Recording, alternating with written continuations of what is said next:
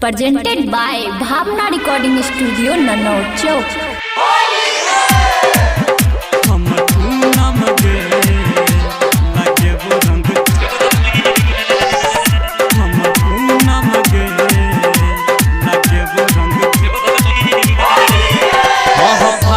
महीना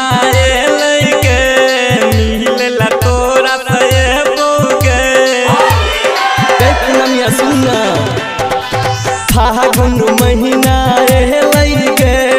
मिलेला तोरा से बउके तो बस बारी में गे हमर पूनम गे लगे वो रंग चोली में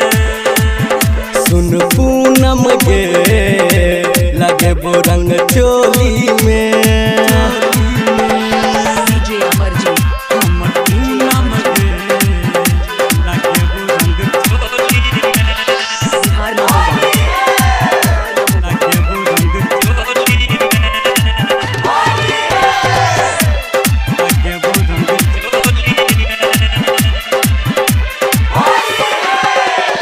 लाला का पियर का लोगो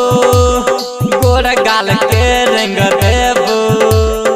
करबे जे मन मोजी हम डाला बहुग बल चोरी लाला का पियर का लोगो गोर गाल के रंग देबो केकरों संग में लई है के ओह केल मिहिल ओई है के ता सब पूनम गे लगे वो रंग चोली में सुन पूनम गे लगे वो रंग चोली में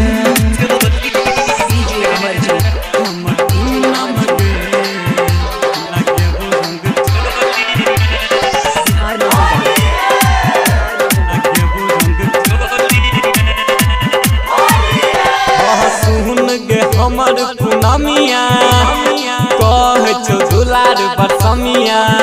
हमरा संग में गई रहतो हमर दोस्त के डीजे विक्रम्मा हे सुन गे हमर पूनमिया कह छो दुलार बरसमिया रहमा शंकर रहतो के इहो न किछो कहतो के तो संग में लबी है